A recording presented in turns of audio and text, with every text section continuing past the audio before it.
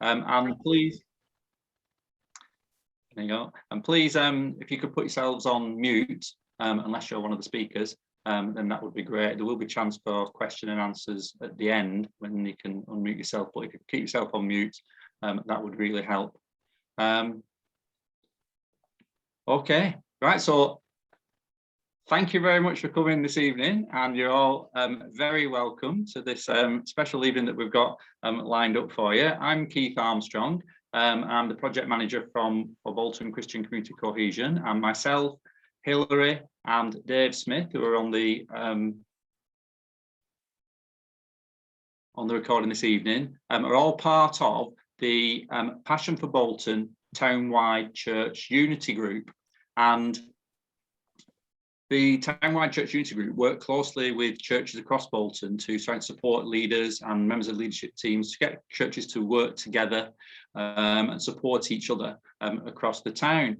Now, over the last 12 months or so, we kind of divided into task and finish groups, and there's 6 different task and finish groups. There's one that focuses on prayer, one that's tackling social isolation and poverty, one that supports church leaders, one that's about getting people active, there's a caring for the environment, and we're part of the supporting asylum seekers and refugees task and finish group. And what we've tried to do throughout the last 2 years is to support churches and community groups in their support of asylum seekers and refugees. So we had a conference earlier in the year that was on Zoom, and we covered quite a broad section of topics. But then we decided a few months ago it'd be good to have some online forums where we focus on specific aspects. And so that's why we've started off with this first one about focusing on social activities for asylum seekers and refugees that churches and community groups could provide. What we're going to do tonight is we've invited some people along from different churches and community groups who support asylum seekers and refugees, just to share some of their activities and social activities that they've provided for asylum seekers over the years that have worked well. And also they might mention a few things that haven't worked well as well, just to give you some tips so that perhaps at your church or community group you may want to take on board some of these ideas and hopefully then get started. We'll also, if you're already doing some support of asylum seekers and refugees, it might give you some ways of developing your support as well.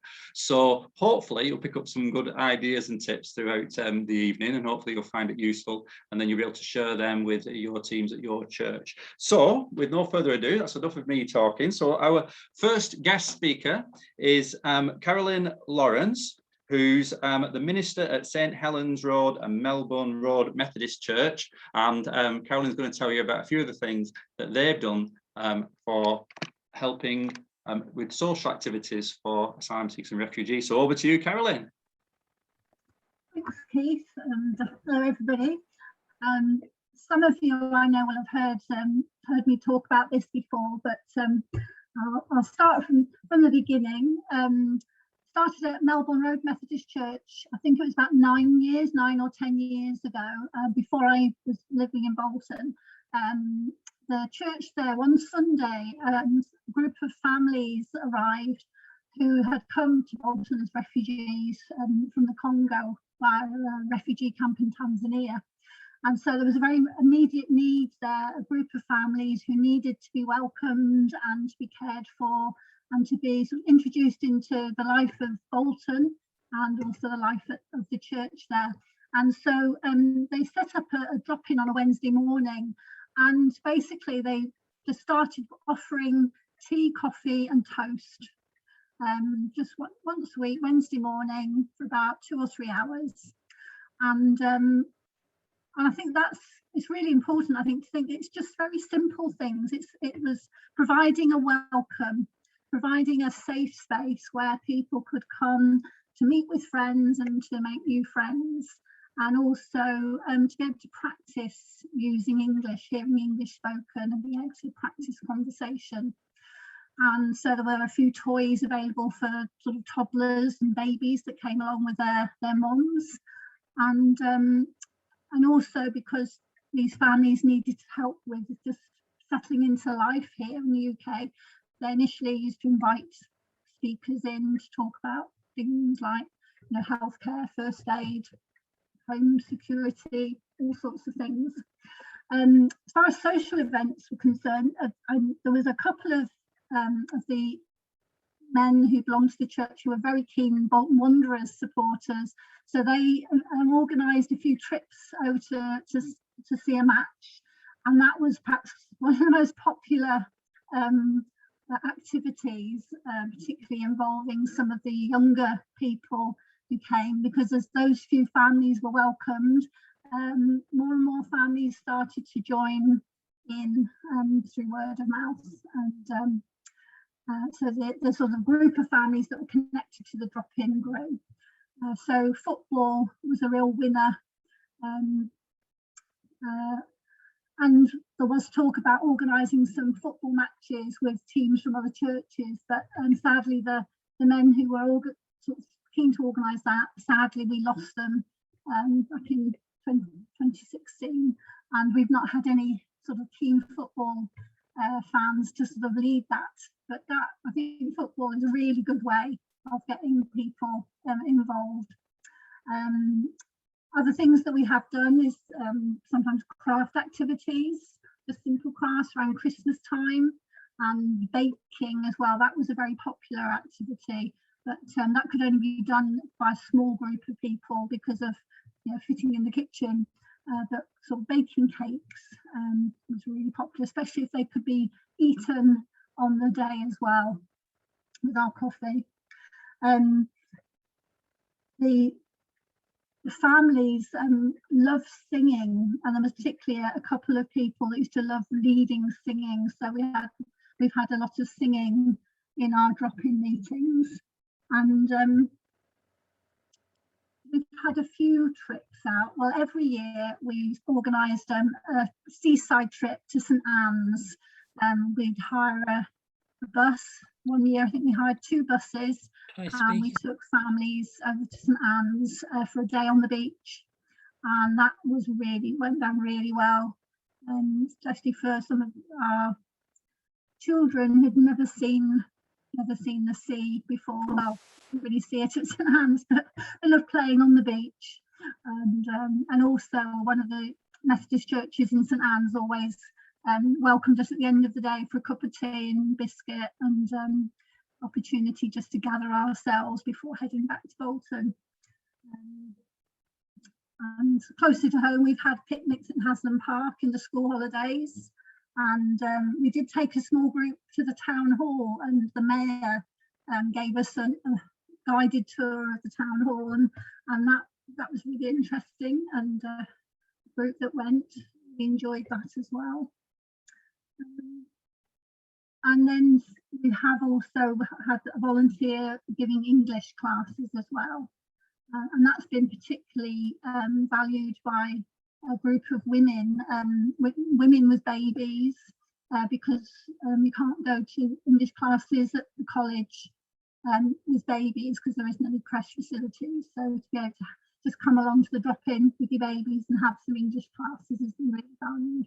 And also some older women who, again, wouldn't go to the college, but they feel more comfortable just having some English classes at the drop-in.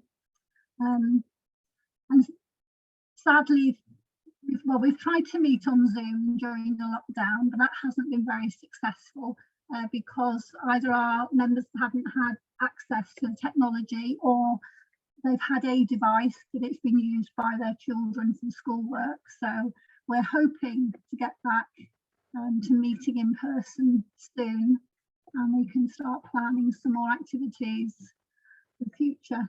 So nothing very radical, nothing that's rocket science, but I think it's the welcome and the safe space, and that's been the main thing. Brilliant. Oh, that's great. Thank you, Caroline. That's so good. It was really interesting you said about trips to Bolton Wanderers. Because just a few weeks ago, Phil Mason, the club chaplain at Bolton Wanderers, organised a coach trip for a group of refugees from Afghanistan that have only come over recently. And I think there was about 40 of them, and they all went to Bolton Wanderers at the same time, all different ages, family, full families. And they said they absolutely loved it. You know, it was a real brand new experience for them, and they thought it was brilliant. And also myself and Phil are part of a group who organise family faith football events, and I will keep sending out messages about these, and I would encourage you to bring people along to those, because you can actually get a ticket for the game, a reduced price ticket. It's £10 on those days, and we do a 45-minute event, a family event before the match, in a room that looks over the pitch, and then you can go and watch the game afterwards. So I'll send out details of those to everybody who's on this Zoom call this evening. But thanks, Caroline, that was brilliant. Thank you so much for all those different ideas. That's great. And we're going to now move swiftly on to our second speaker, who is Glenys from the Triangle Church. So Glenys, it's over to you. Thank you, Keith.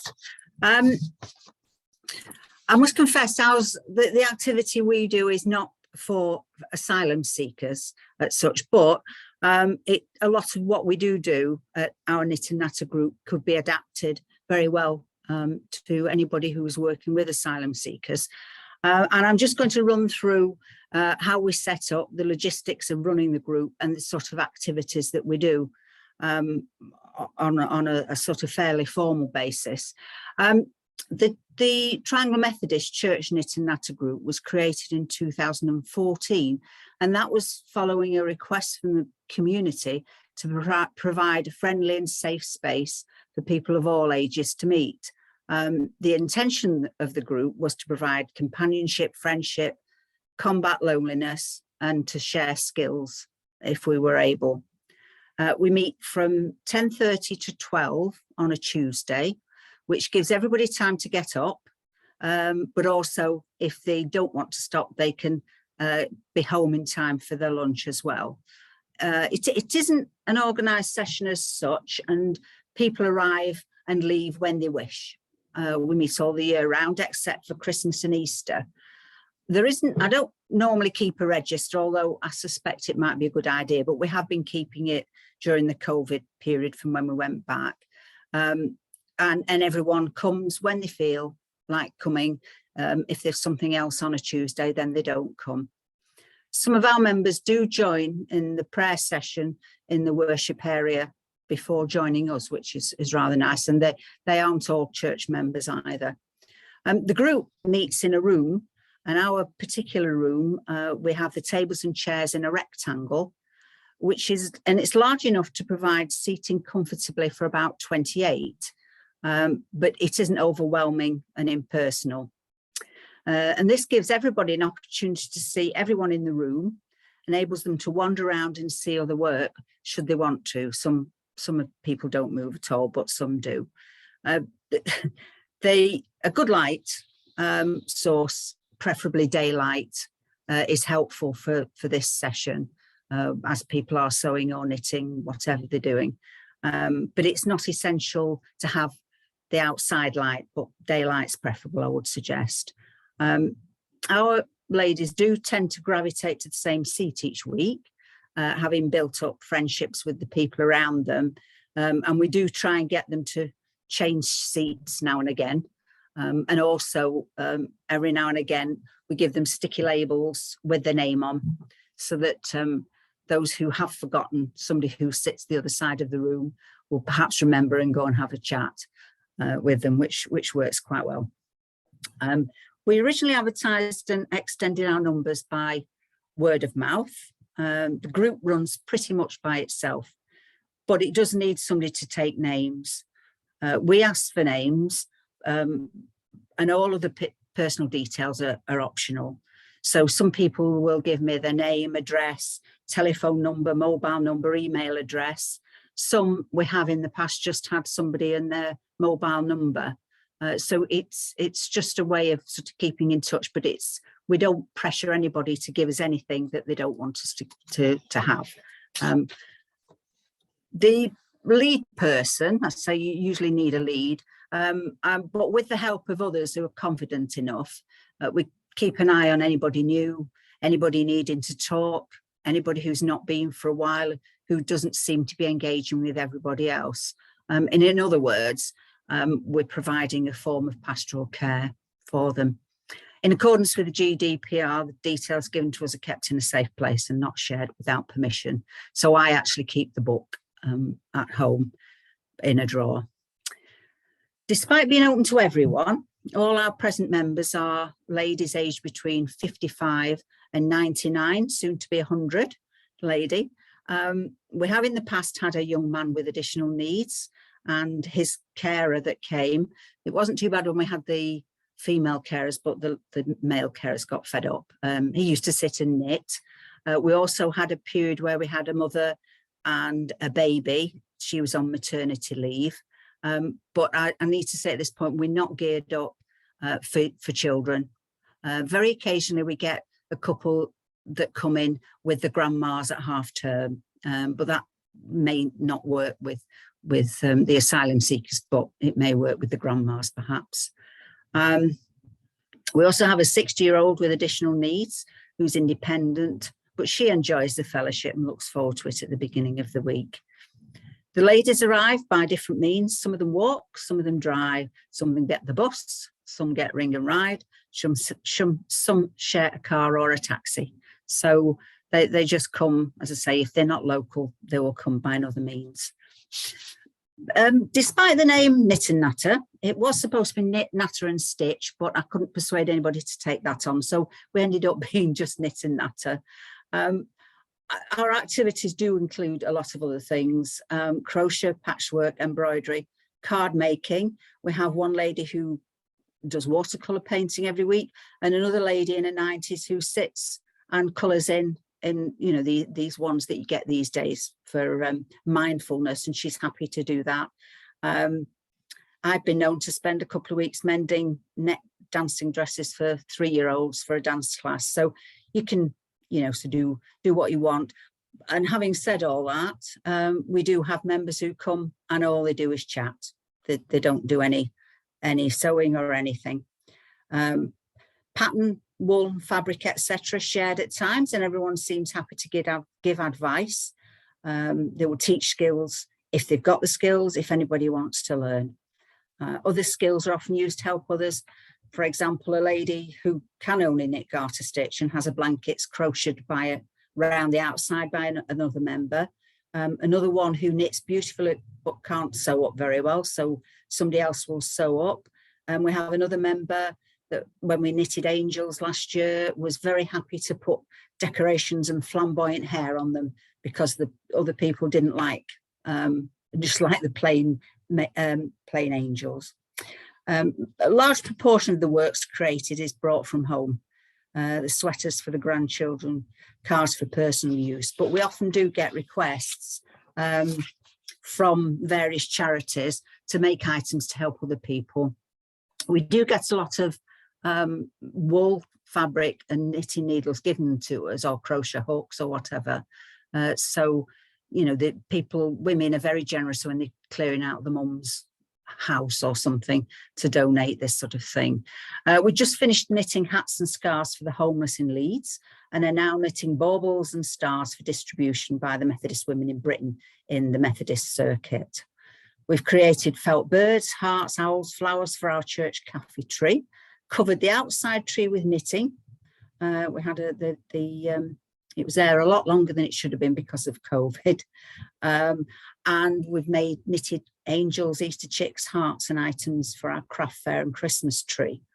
But more importantly, we've made twiddle muffs for dementia patients, small blankets and hats for premature babies, hearts for an installation to represent all women who've died in domestic violence incidents, teddies, hearts for hospitals, blankets for Nepal and other things. Not everybody gets involved in making for the charity, but we have a core of caring and skilled women who are willing to give the time. And the friendship developed over the last 7 years have sustained many of the ladies through the last 20 months, especially with phone calls and the effort starting and keeping going week after week has been a privilege and a blessing. And I hope somebody else decides they would like to do it, because I think it's, well, ours has worked very well so far. So thank you. So I don't know whether anybody's got any questions, or whether you are leaving them to the end, or they may not have any.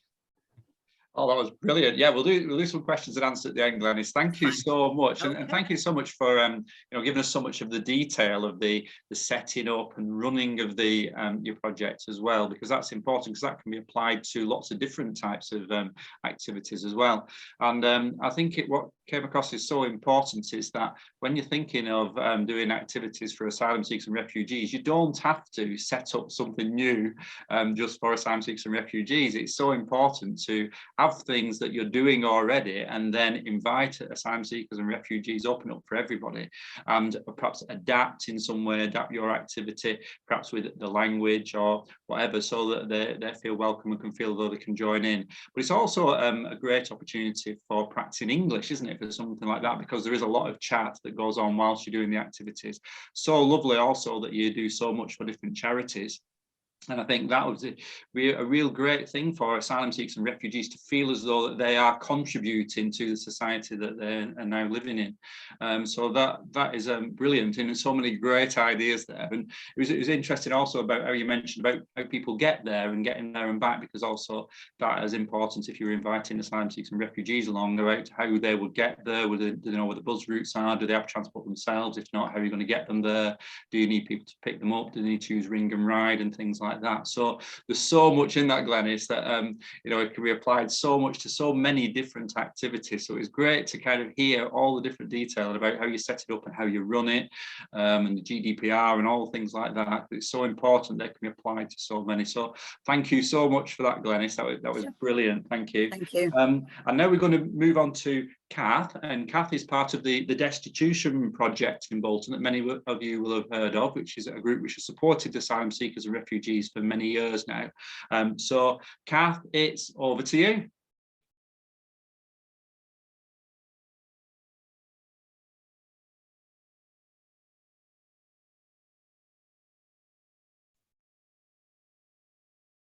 You're on mute, Kath.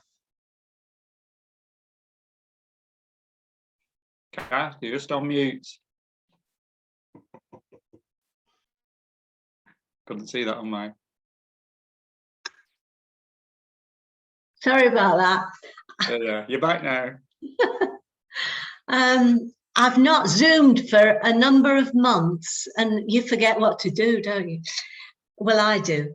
I was just saying that David Tomlinson is supposed to be doing what I'm doing, and he said you only need to speak for a couple of minutes, which the other two ladies have given such detail that I think mine lacks detail, but thankfully Elsie Peel is here, so anything I forget Elsie will put in, I'm quite sure. The Destitution Project is based at Victoria Hall in town, which is a brilliant setting, not only because we have very large premises, but also because it's central for the town. It's not at one end or the other, it's in the middle. So people can get there either walking or on the bus, but they can get there and they can find us. We grew out of Brass, or should I say, I think, according to Sister Barbara, bless her, who's no longer with us, the Destitution Project was there and then Brass evolved from it.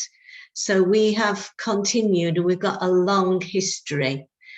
We cater for asylum seekers, and especially destitute asylum seekers who've been refused permission to stay in our country but can't return home because very often their lives are in danger. So they are better off here, even though it looks as if people don't want them when they're made destitute.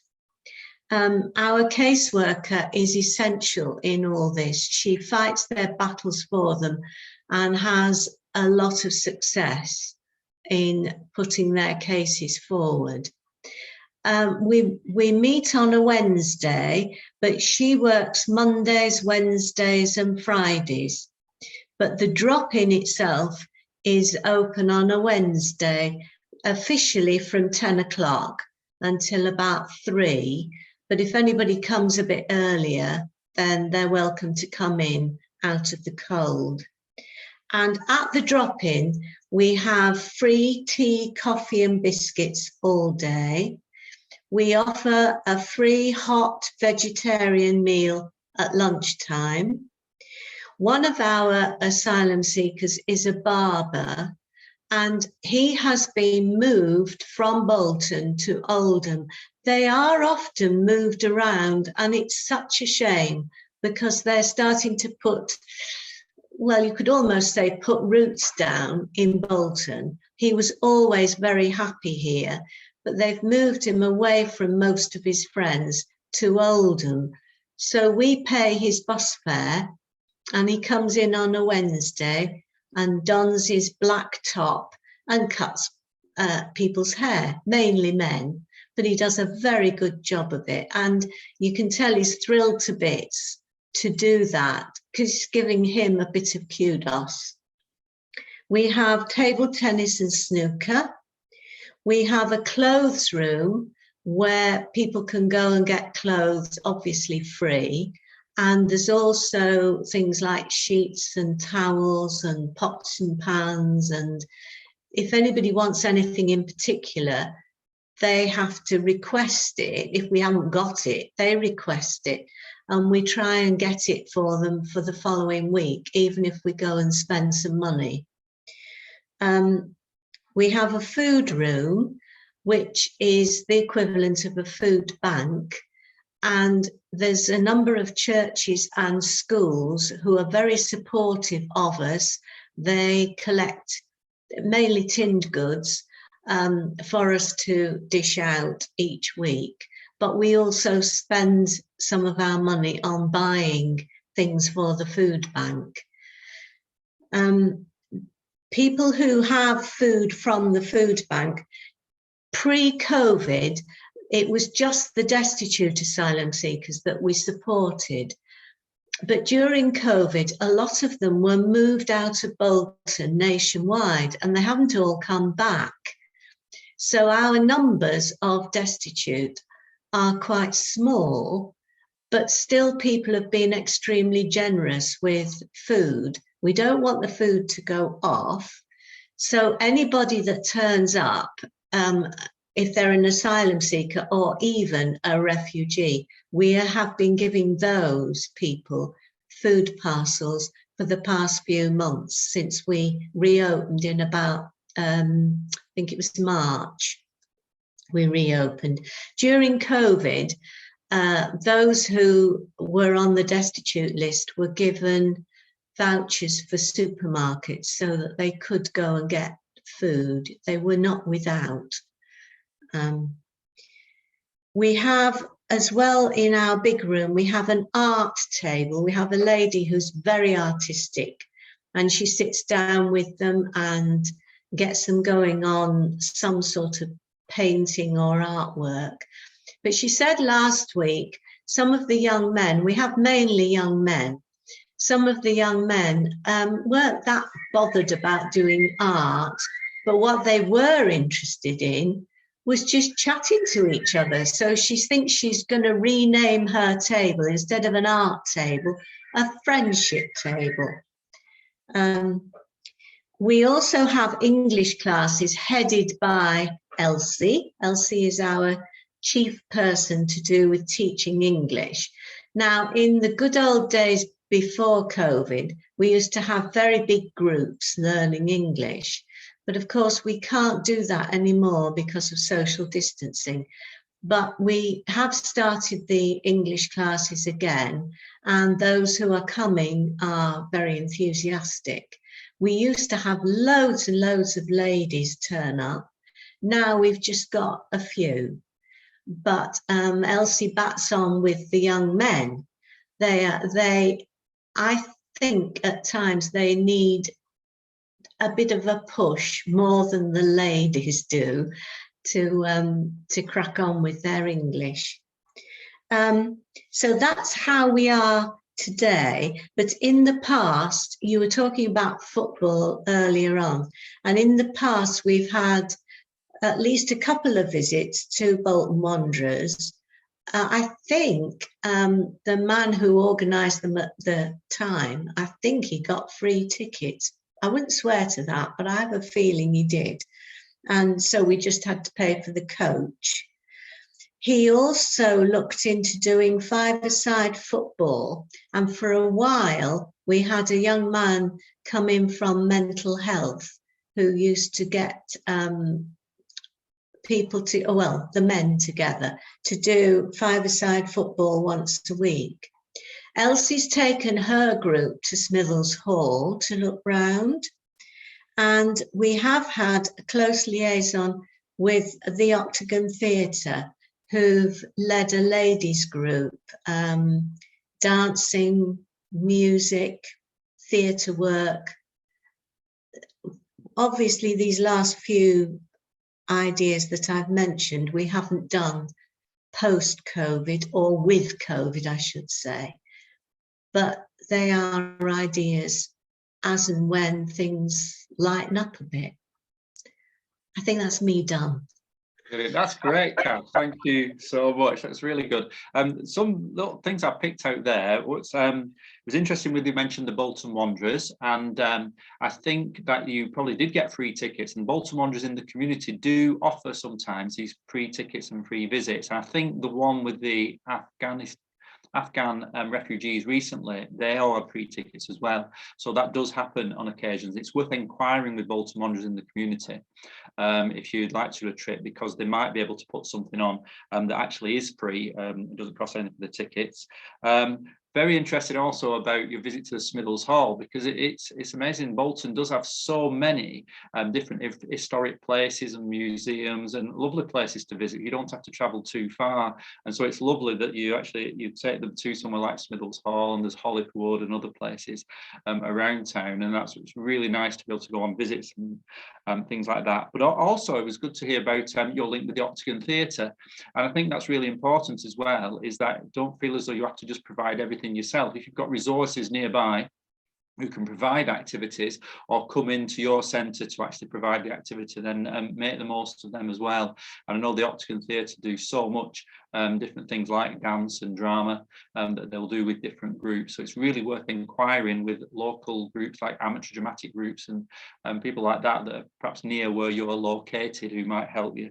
So that was brilliant. Thank you, Kath. Thank you so much for that and for sharing that with us. Have you thought of something else? I've just thought, we have had links with Greater Manchester Transport, who've done things with bikes. So we tried to get a bike for each of them. Well, it was men again, each of the men who were interested. So they learned how to look after their bikes, and they were given helmets and chains and all that, so they could wheel away a bike. Great. Oh, that's great. Fantastic. Thank you. No, and thank you so much, Kath, for joining us, and Elsie as well this evening. Now, as we joined tonight, I noticed that Gordon was with us, Gordon Hall from Bethel, and I sprung upon him before we started and just asked him whether he would be able to share something that he does with cookery.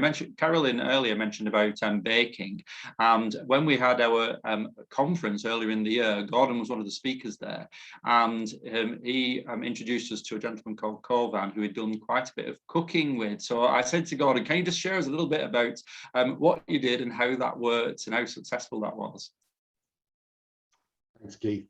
So yeah, I'm Gordon. I'm the pastor of Bethel Evangelical Church, just around the corner from the Victoria Hall and the Destitution Project there.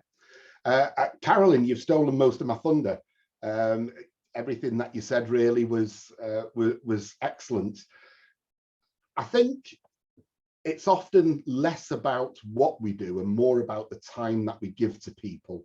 And certainly our church, we don't get large numbers of refugees coming in. Often it's just the ones and twos. And so because of that, I can spend more time individually with them. So we had a chap, and Kath may remember Kovan Gergo last year. Yeah, he's down in Cardiff now, being rehomed down there, and life is going well for him.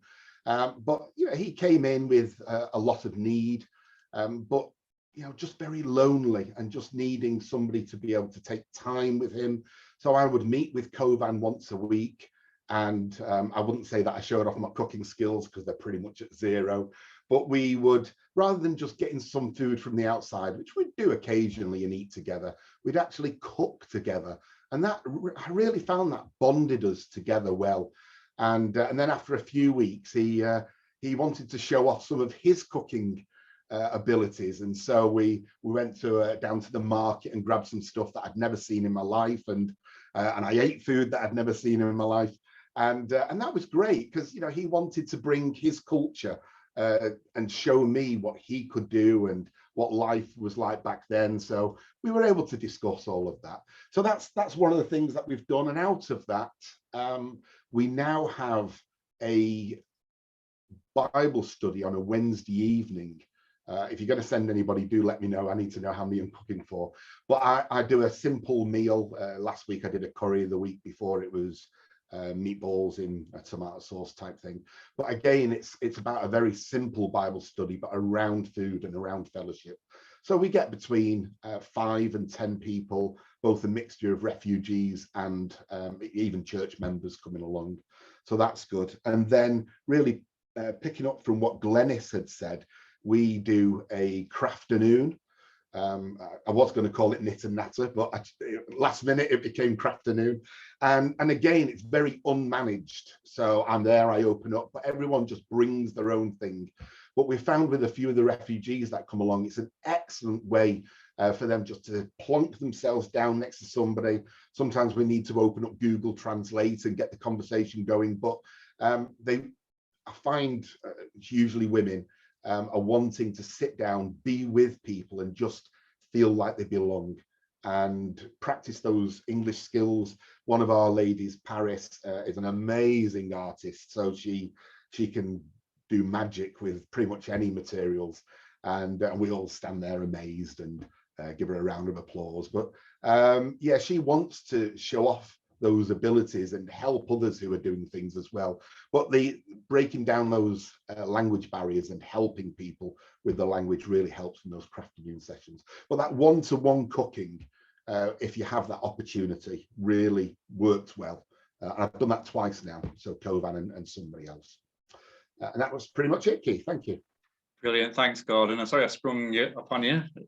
Thank you so much for doing that. Really appreciate that. And another group that we're hoping to get along tonight, we were unable to attend, are Carla and Kat, who are at the Willows Community Centre in Dean, and they have a community, an allotment, which is like a community garden, and that's another excellent way of involving asylum seekers and refugees within gardening. So if your venue has a garden, a community garden, you can do gardening. That's another one, and I will send you the contact details for Kat and Carla, who I'm sure will be quite happy to speak to you about gardening and how that's worked for them.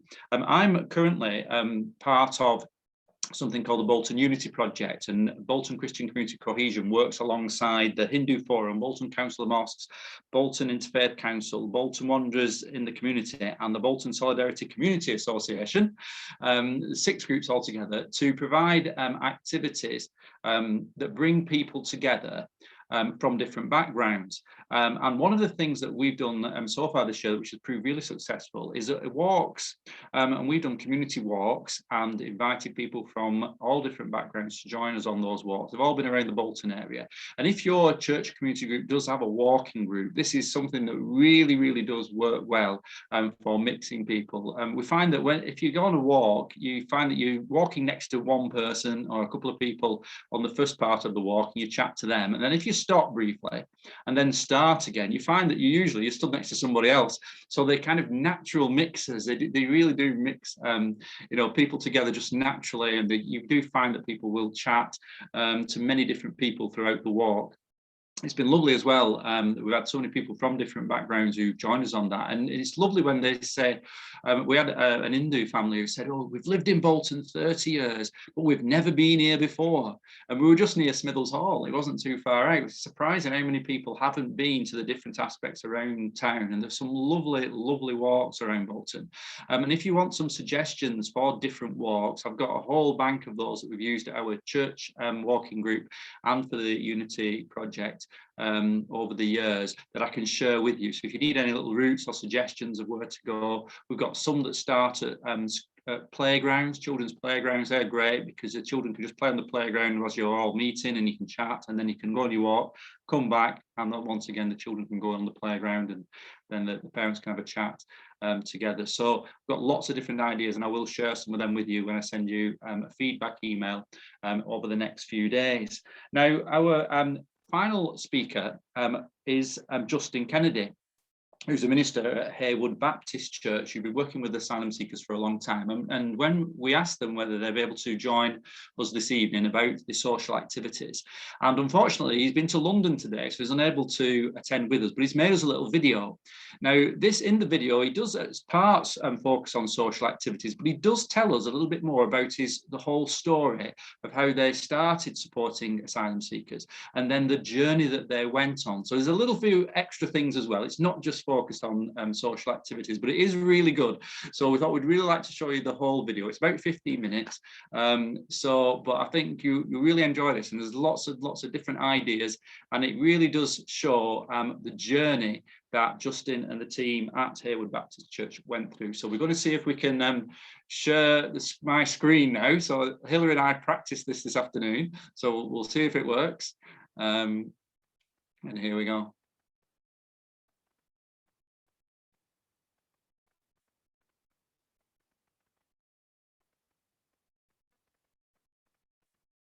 Well, good evening, everybody, and just like to introduce myself. My name is Justin Kennedy. I'm the ministry in training at Haywood Baptist Church. I'd have loved to have been in person or in Zoom tonight, but unfortunately I'm travelling back from London, so I agreed to just make a little bit of a video to describe Haywood Baptist Church's journey with asylum seekers. I'm going to split it into little parts. I might give you a treat, sing you a song in Farsi as well, if you like, but we'll see how it goes. So let's get to the introduction to this work.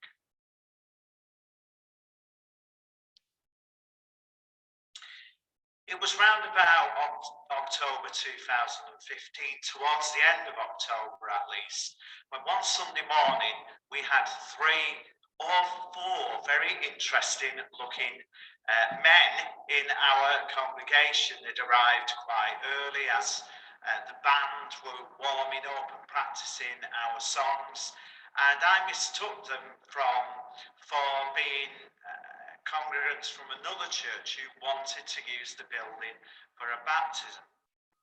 It became quickly apparent to me at the end of the service that they were actually men from Iran who had been placed in the town of Haywood, who were seeking asylum in this country. Now, this is a very unusual thing. Haywood is not really multicultural at all, although it's becoming so. But this was something that was really out of the blue. It was not anything that we as a church was anticipating. And we welcomed these 4 gentlemen after, when we was having teas and coffees together. We were, talking to them, trying to get to know them, acting a little bit and trying to bridge the gap with language and understanding. And it became apparent that they were looking for a church, and they'd come from a background where they were in the house churches in Iran and were persecuted and were seeking asylum due to persecution in their home country. We welcomed them, and we found out that the 4 of them were in a house all together just down the road from the church, and for a good few months I took it upon myself to basically live with them as much as I could.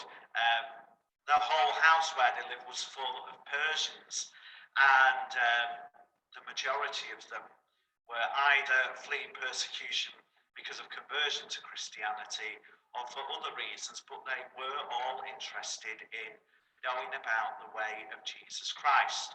So that meant for a few months in the beginnings of our work, we were based in that house, 102 Bridge Street, which was none other for me than the gateway of heaven. We had Bible studies there once a week. We ate together nearly every night. We danced together. We laughed together. We looked at all of the challenges that the Home Office and Asylum presented. And I tried my best really to get my head around what their situation was all about. So that was our beginnings.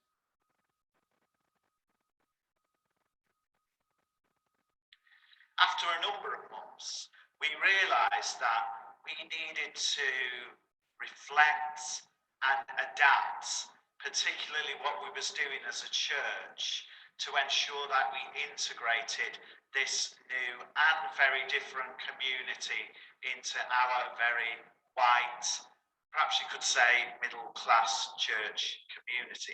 This is where we came up with the idea of something called a community integration project. And just after this little bit, I'll do a little run-around tour of the church for you.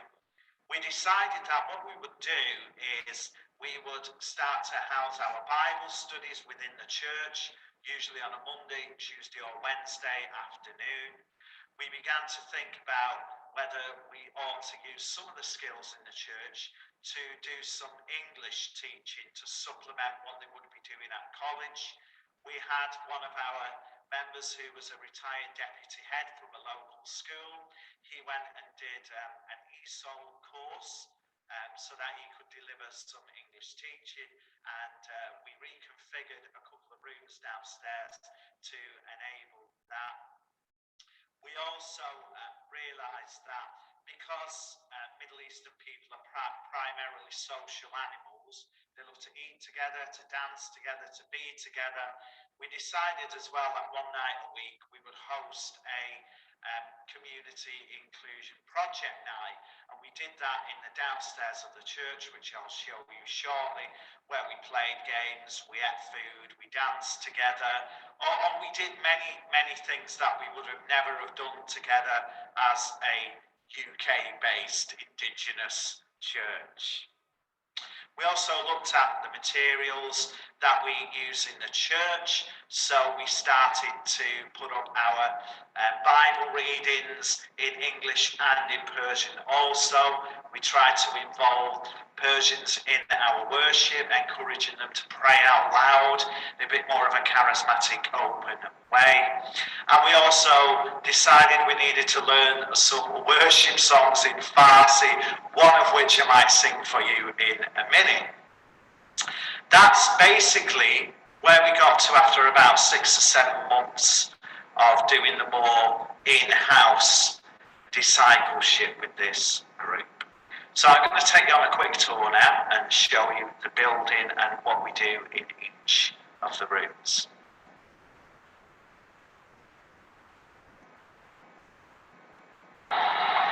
So I'm going to start downstairs in our building. So we've got a 2-storey building, and this side entrance is to something that we call the cellar project, and there's lots of little rooms that come off one side to the other, and this is where we primarily host the Thursday night integration project. However, we have done some things down here. Now, this first room on the left was 2 separate rooms, and what we decided to do, because it wasn't useful the sizes that they were, we took money out of the budget to knock them through. So this is actually now our teaching room, our classroom.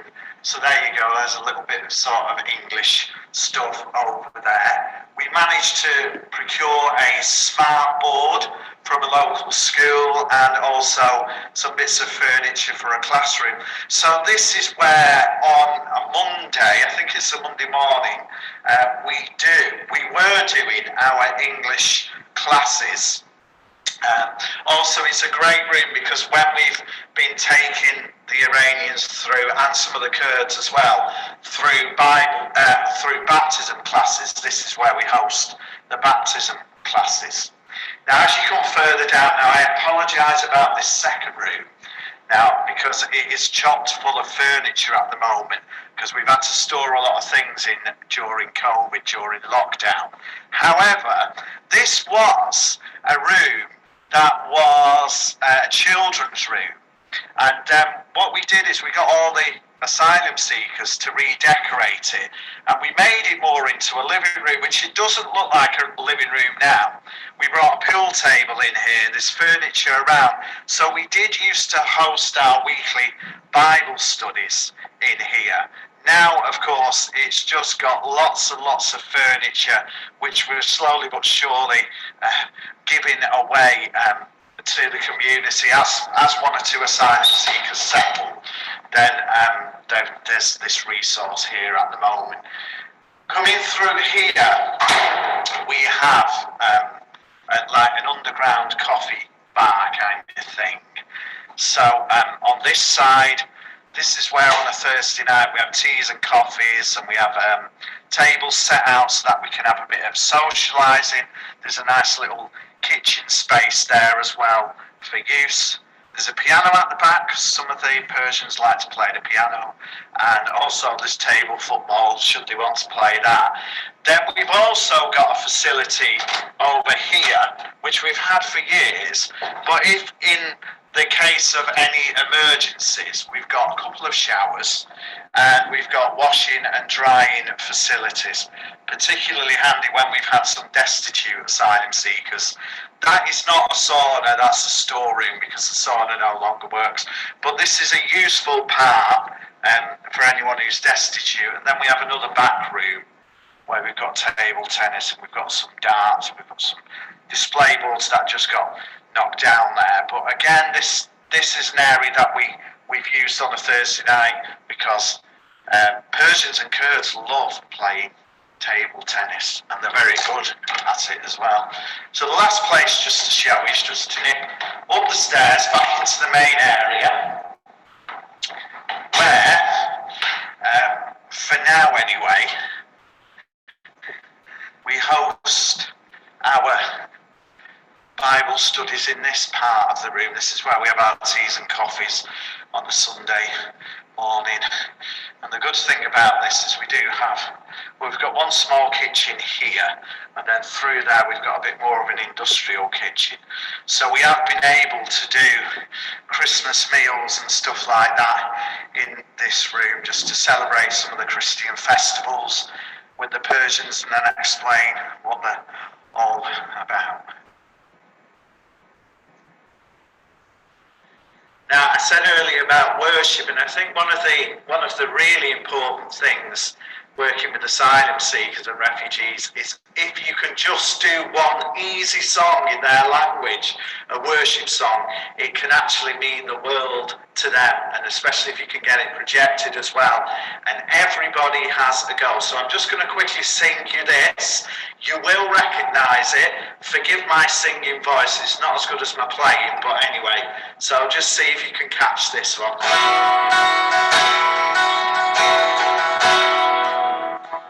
Tu hasti azim Khudai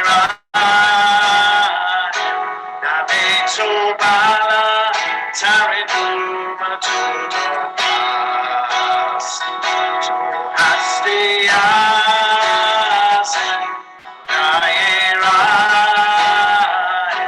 Nabi tu bala Taridu matu das Jalabatuba, Jalabatuba, Jalabatuba, Isa, Jalabatuba, Jalabatuba, Jalabatuba, Isa. So there you go, that's one really easy song if you're working with Persians. So I think it would be quickly useful to talk about transitions, because when asylum seekers come to your church, you do all the work in trying to integrate them in the here and now worship aspects, looking at baptism and looking at discipleship. But there's one big thing that I found to be a huge challenge, and that is when they get their visas. When they transition really from an asylum seeker to a refugee. Because arguably that's when exhaustion really kicks in, because they've been fighting, they've got the answer, and just suddenly they can really fall by the wayside, suffer a bit more with the mental health than you would have expected having got the good news of a visa. It's really important to be there for those that get the refugee status, because it's almost like Circo, NAS dispense with them, and they have to find their own way. If they get a really quick decision, they might not have got their English act together yet to know what they're supposed to do, how they're supposed to navigate social housing and the benefits system and all of those other things. So it is worth trying to network with your local job centre and with your social housing providers, so that you can advise and you can support properly those asylum seekers who are now transitioning into a refugee status. A quick word as well is that when the single men apply for the families to come over, there's an awful lot of support you'll be needing to do there. The Red Cross are absolutely brilliant in trying to apply for travel assistance and things like that. So again, it's worth picking up the phone and talking to the Red Cross. Then you have the whole other thing then of integrating wife and children into UK culture, and if they come to church as well, that's where there are very tricky things to navigate with expectation, and often it can be very difficult for wives with their children to understand just why their husband has done what they have done, which they've not chosen to leave their own country. They've had to do so because of the threat of death and many other factors. So that's something as well, not just to be prepared to walk with someone, but prepared to pray about that too, to have the wisdom of the Spirit to know what to do and how to walk alongside those in situations of family reunion.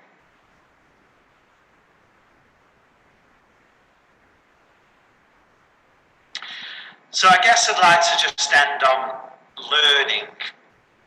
It's really great, isn't it, when you get new people turn up into your church fellowship, and you can dive in with all of your heart, soul and mind into working with those who are seeking asylum. But there's a number of things I think that we have to learn. The first thing, particularly with the Persians and with the Kurdish asylum seekers we have, is they don't like charity. You know, you would expect that they'd be okay with charity, but charity for them is very demeaning. It's very humiliating, and it robs them of their dignity. They already feel stripped of dignity. So what we've learned is more about getting alongside and listening and empowering than just throwing money, food and clothes at an issue. Now those things are all right in the place, but I just think charity sometimes can actually be, it can feel quite shameful for asylum seekers to seem like they're begging all the time, especially when they've come from situations where they've never needed to do that. So there has to be sensitivity around the sort of physical aspects of support. The other thing I think learning-wise is you can get really easily traumatised in working with asylum seekers. Now they're much more traumatised than we are, but you can listen to stories and you can want to rescue and do everything within your power. And you need a team. You need teams to deal with things like working with the Home Office and working with family reunion. It's not something that one man or one woman can do on their own. There's been times where I've almost been at breakdown stakes because I felt like I've been carrying a community. We've ended up with more than 150 asylum seekers at one point. So you have to think a bit more strategically and anticipate. You might only have 2 or 3 now, but if you're welcome and your support is really good, word gets out there. So be prepared to work in team. It's easy to have a bit of a messiah complex in this work, so that's something to deal with. And I think the other thing as well is I've learned anyway is, as much as asylum seekers come and they're grateful and they're wonderful while they're with you, the moment they get the visa and they've got to get on with their life, it's so full of pressure. You've got to be prepared to say goodbye. Not that they'll say an official goodbye, but you won't see them as much as you did. And you can't get disheartened by that. You've simply sown the seed of the good news of the gospel. You've seen it grow in a temporary sense. We have to trust that God can look after his seed. A lot of our asylum seekers wants to get the visas go down to London, and as much as I know it's much more expensive and much more of a challenge, it's their life and it's their choice to do so. I guess the other learning bit as well is sometimes you've got to be a bit hard. A lot of them don't like going into the local hostel situation before they get an offer of social housing, so they'll default to want to stay with somebody in the church. But then that jeopardizes their social housing status. And sometimes the word no is the kindest word to say at that point, even though they're very good at wearing you out to get what they want. Sometimes you've got to make a bit of a firm stand to say there is a process for you now and you must adhere to that process. But I think above all things, I think the learning thing is to guard your heart. There are many places of distress and disappointment as well as victories. And it's just knowing that we're called to love.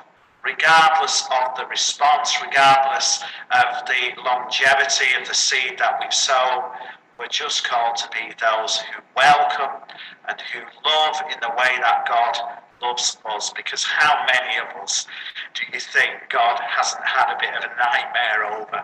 And we are to just continue in that faithfulness of discipleship and service to that community. So I hope this has helped, and I think it's probably been a longer video than I anticipated doing, but that's just sharing from my heart as to how we at Hayward Baptist Church have walked a journey with asylum seekers and refugees. God bless you all.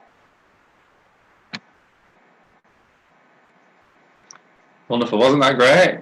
That was really lovely, and it's brilliant just to hear, I think, Justin's journey and of the church, from just not knowing anything about what to do. And I think it can be very daunting when some people think about having to look after and care for and provide for asylum seekers and refugees. So it was just really lovely to see how they learned as the story went on, as they progressed. So that was wonderful. And also about how they use their resources. And obviously that depends on what you've got in your church building or community group.